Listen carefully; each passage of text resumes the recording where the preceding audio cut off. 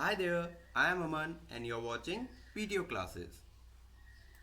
So, in this video, I'm going to explain you grade ninth English first poem, The Road Not Taken. This beautiful poem is composed by Robert Frost. Let's take a look at Robert Frost first. Robert Frost, this is the image of Robert Frost. So Robert Frost was a Native American. He was an American poet, and his work initially got published in England. So Robert Frost was a poet of American origin, but his work initially got published in England, and later on it got published in America as well. So there is a particular thing about Robert Frost which makes him different from other poets, other great legends, that all the poets that are great or regarded as the best, for example, take Shakespeare or John Keats or Wordsworth or Milton. So all those poets have a particular thing about them, that their work is very majestic. The themes that they have taken, the uh, the topics that they have taken are not very real or very common. The topics that they have chosen are very larger than life issues. For example, you can take the example of our Indian literature, the epic Mahabharata or Ramayana. In those epics also, the issues that are there are very of very great magnitude, but here we see that Robert Frost was a poet of masses. He was regarded as the poet of masses or the poet of common man, because he used to take the topics that were very general, the generic topics, the common topics. So this was the thing that made Robert Frost different from his contemporaries. His poetry was basically around the topics that can affect the common mass. So let's see the theme of our poem as well. The theme of our poem, choices. This theme is also very common and it is very relatable to all the people, and it is not a very great subject, but it is a subject that is relatable. So the theme of the poem is choices, that in life you will come around two options or two choices that you will have to choose from, and you will choose only one of those. So these choices shapes our life and make us make us more strong, or shapes our life in a way that we become more powerful, or we attain peace, we attain knowledge, or anything that is our goal. We can achieve the goals only if we choose from the choices that we have to make. So let's start the poem, The Road Not Taken. So this is the poem uh, of a theme that is very relatable, that is choices, that I have already told you. So like here it is written, Robert Frost is an American poet who writes simply but insightfully. So Robert Frost's poetry is very insightful. Insightful means that it is full of knowledge, full of wisdom. It is about common or ordinary experiences. Yes, one more thing about Robert Frost, that he used to write about social causes also. So the poetry of Robert Frost revolves around the issues that are concerning the society, the man, in a larger frame. So let's see this poem. I'm going to read the stanzas and then I will explain the meaning of those stanzas. So let's start your poem. Two roads diverged in a yellow wood, and sorry I could not travel both. And be one traveler, long I stood and looked down one as far as I could, to where it bent in the undergrowth. So, see the first lines of the poem, the first two lines. Two roads diverged in a yellow wood. So, what does diverge means? Diverge means separated. When two ways are being separated into two directions, when path is getting diverged, getting separated into two different ways, it is diverged. So two roads where they are diverging in a yellow wood. So the two roads diverged in a yellow wood. What is yellow wood? Yellow wood is yellow forest. Yellow wood is yellow forest. So here yellow is depicting the leaves that are there in the jungle. The leaves that have turned yellow because of the season autumn. Because of autumn, the leaves have turned yellow, and the poet is in between the jungle and it is the season of autumn. So the two roads are diverged in a yellow wood, and the poet is saying that, and sorry, I could not travel both. So the poet is in a dilemma.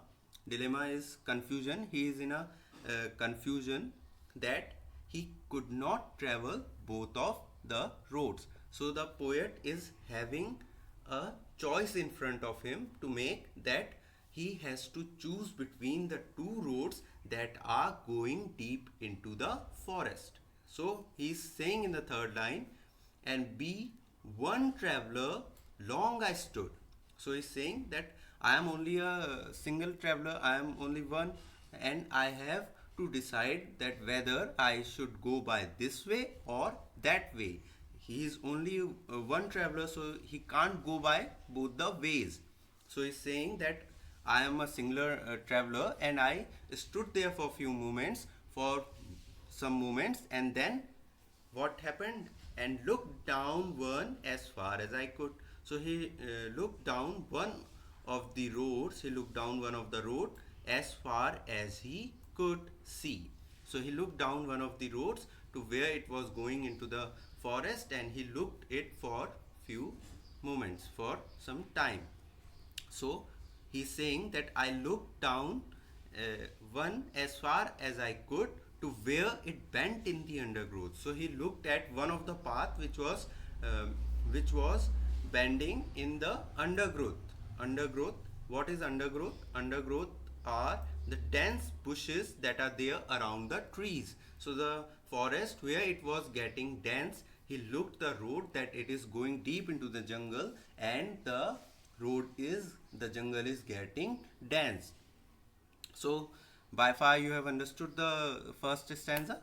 Two roads were diverging in a yellow forest. In the forest where it was the season of autumn, wood means jungle, yellow is depicting the autumn season, and he is saying that I can't travel both the roads because I am only a singular traveler, and I stood there for some time and I looked down one of the road which was bending in the undergrowth in the dense forest. So the poet is saying basically that he is in the dilemma that whether to choose one way or the other. This can be understood that by a simple example, that see that after 10th few students will be in a dilemma that whether they should go for science or they should go for commerce. So this is the dilemma that is there in front of them. They are looking into the subject that they are looking into commerce, that commerce is one of the subject, and they are looking into the perspective that a few teachers have advised or few friends have advised that accounts is there, and in future you will do this and that. So they are looking the depth of the subject. So the poet is similarly looking deep into the road. This poem is saying about the two roads, but it is basically about the two choices. The two roads are symbolizing the choices that we make in our lives. So let's go into the second stanza. Then took the other just as fair, and having perhaps the better claim, because it was grassy and wanted wear, though as for that the passing there had warned them really about the same. So see, the poet is saying, then I took the other. He was looking into the path, the student is looking into commerce, but he took the other which was just as fair. So what does Just as fair means, just as fair means as good as the other one. So just as fair means as good as the other one. So he is saying that I took the other one which was equally good as the other. Commerce was good, but science is equally good. Science also has its pros and cons. So he is counting upon the pros and cons of both the roads. That yes, one is fair, but the other one also has its pros, and having perhaps the better claim. So he's saying that I took the other one which was equally good, which had its pros, and maybe it it had the better claim. It had the better option. Better claim means better option. So he is saying that I took the other one which was equally good as the other, and why I took it? Because it was, in my view, perhaps means perchance, perhaps it was the better option to take, and now he is giving the reason why he believes that it is a better claim, because he is giving the reason here, because it was grassy and wanted wear. So he is giving the reason to us that why he took the other one, because it was grassy. Grassy here depicts, see, when you walk to a path, when you walk on a path, what happens? If the grass is there, you're walking down a grassy road, what happens? You put your feet down by force, and what happens? The grass comes off. So if he is saying that the road is full of grass, then it shows that the road is less traveled by. So he's saying that I took the one which was less traveled by. In his opinion, he was taking a risk by walking on the grassy road. That shows that if the grass is there, that only few people must have traveled. And wanted wear means the road was wanted to be used, wanted to be worn out, that very few people have walked on the road, and now it wanted that some people must go on to the path. So basically he is taking the risk. Though as for that passing there had warned them really about the same. Now after giving us the reason that why he took it because it was sounding him more risk taking option. So he took the road because it was full of risk. So he was a very adventurous person, and he saw that the road has grass, and he started walking on it. But after walking for some time, for passing there, that he is saying that though as for that passing there, the people who have passed by the road, though as for the passing there means the people who have passed on the road, who have gone on the road, had warned them really about the same. But after walking on the road for some time, he was having a look on the other road also, that after passing about on the road, he comes to a conclusion that both the roads are really about the same, have really worn out about the same. Both the roads have been traveled really about the same. At first the road was less grassy, so he thought that it is more grassy and it is more adventurous, so I should go by it. But after walking on few moments, he get to know that both the roads have been traveled by the same number of people. Both were having its own risk and its own pros and cons.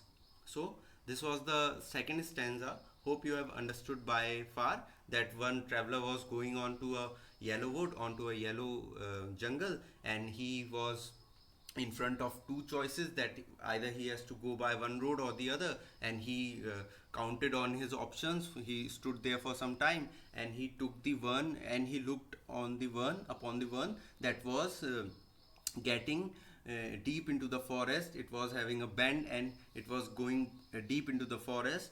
And then he took the other one which was equally good in his opinion, but maybe it was the better option because it was grassy and it wanted wear. It was less used, less traveled, and it wanted to be traveled by. So he took the one, he took the risky one, he took the adventurous one. But after passing for some time, he comes to a conclusion that after for the people who have gone on the path, it was equally same. The both roads were equal. Now we will see the third stanza of the poem. Okay, so the third stanza, And both that morning equally lay. In leaves no step had trodden black. Oh, I kept the first for another day, yet knowing how way leads on to way, I doubted if I should ever come back. So here the poet is saying that and both that morning equally lay. So he has come to the next morning. It is another day now, and he is saying that in the morning both the roads were looking similar. So he's saying both the roads were similar to him. After passing through the road for some time, he is in a state of mind that he is calculating that both the roads are equal.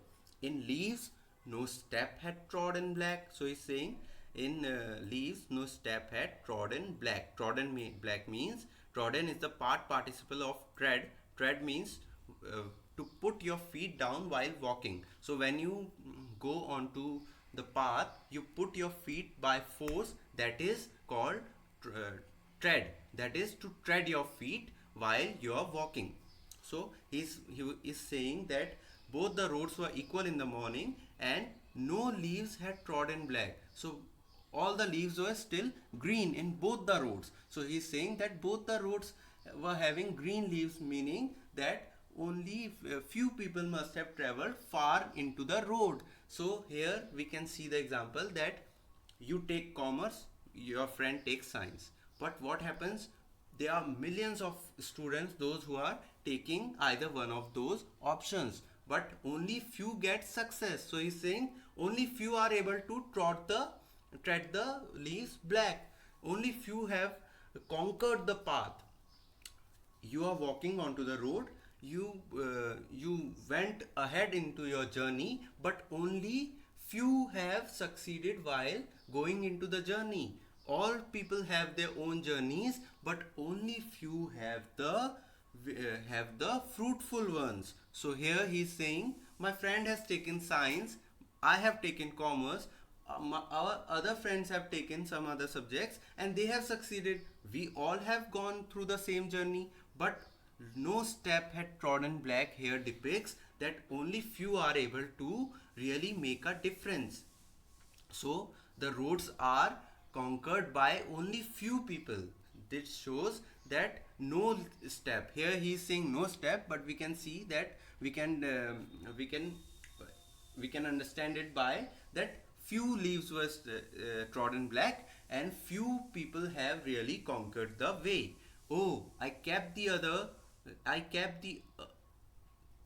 first for another day. So he is saying that he kept the other road for another day. When he was on the starting point of the road, he was thinking that okay, let me go into this path, but some other day I will come back onto the starting point and I will start my journey again from the other way, from the first one. He kept the first one on which he was looking, that was going deep into the forest and bending into the undergrowth. So he said that I will take the first one some other day. Yet knowing how way leads on to way, I doubted if I should ever come back. So he's saying, yet I know that how one way leads to other. Suppose you have taken science, you will go ahead with it. You will go for graduation or you will go for engineering or some other fields. You will go there, but you can't come back to 11th and start again with commerce. So this is very simple that he knows that he can't go back and start the journey again. So he is doubting that he will ever be able to come back to the journey. So this was the third stanza. I hope you have understood by far. Now we will start the fourth stanza. I shall be telling this with a sigh. Somewhere ages and ages hence, two roads diverged in a wood, and I took the one less traveled by, and that has made all the difference. So here, this is the most important and most beautiful stanza of the poem, which is very inspiring. See, I shall be telling this with a sigh. Sigh, first of all, sigh means to take a deep breath, showing your tiredness. When you are tired from a journey or when you're tired by doing some work, you let out a deep breath of tiredness, that you have done something uh, very hard. You have done a lot of hard work, and now you are taking a deep breath. So I shall be telling this with a sigh somewhere ages and ages hence. So he's saying that in the future, hence means in the future I will be telling this with a deep breath of relaxation, that two roads diverged in a wood.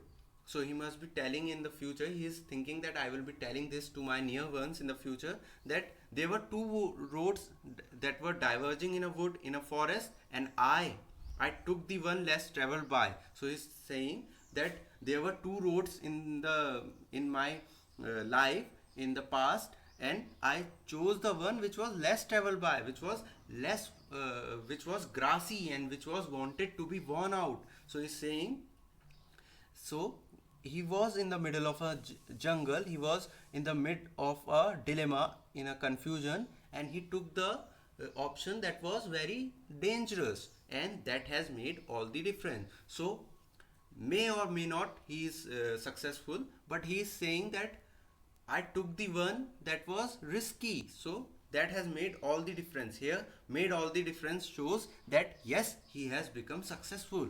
And what has made him successful? Not the road, not the journey, not the choice that he made, but the risk that he took. So he's saying the journey is not important, the road is not important. If you go by any way, you can be successful. But what has made a difference in my case, that I took the option that was very risky, very adventurous. He took the danger, he took the dangerous path, and that has made all the difference. So in a way, poet is telling us that take risk in your life, go for the adventures, go for the tough ones, go for the options that make you feel that it is hard to conquer. So then only you will be able to make the difference. And in the poem, Robert Frost is saying that the decision that I took, in the future I will be telling that the decision that I have taken in that time made the difference. The risk that I took made the difference. So this was your poem. It is about choices, that how you take the risk, how you take the difficult options, and that can shape your lives. It has shaped the life of poet. He is saying that in the future I will be telling my near ones that I took the adventures, I took the risk in my life, and that has made my life very successful. So this was your poem. I hope you understood the poem, and it is a very simple and beautiful poem. It is about choices. You will be having many choices in your life that you feel that maybe it can be very simple choices, but yet you should take the risk in your life. But it doesn't mean that you go blind and take the challenges that are unrealistic. Go for the risk, but be prepared for the consequences that you can have. Okay, so you understood the poem. Now see the literary devices that are used in the poem. There are few poetic devices that have been used by the poet, and that has made the poem very beautiful. So the first device is symbolism. What is symbolism? Let's see. Here, see, the poet has used symbolism in the very first, in the creation of the poem itself. The basis of the poem is symbolism. Why? Let's see. Two roads diverged in a yellow wood. So here, two roads are symbolizing two choices. They are not mere roads. The poem is not about a jungle or a journey on two roads or two paths that he has to choose, but it is symbolizing the choices that we have to make in our life. So the two roads are the symbol of two choices. So this poem is about those two choices, and here the poet has used symbolism as the basis of its poem.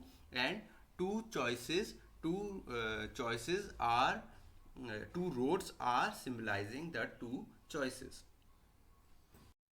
Let's see the other device, anaphora.